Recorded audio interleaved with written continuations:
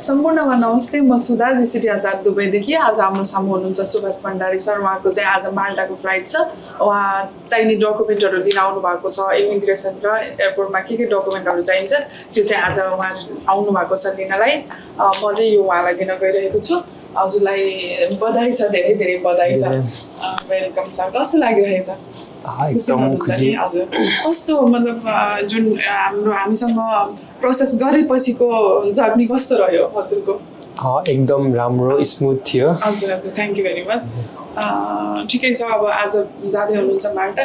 हजुरलाई many many congratulation, सँगै फ्युचरको लागि अल द बेस्ट पनि भन्न चाहन्छु।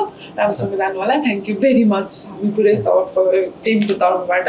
उहाँ सर जस्तै हजुर पनि अप्लाई गरेर जान चाहनुहुन्छ भने जीसीटीमा भिजिट गर्न सक्नुहुन्छ या बायोमा रहेको नम्बरमा कन्ट्याक्ट गर्न सक्नुहुन्छ। धेरै धेरै धन्यवाद सबैजनालाई, उहाँ सरलाई पनि।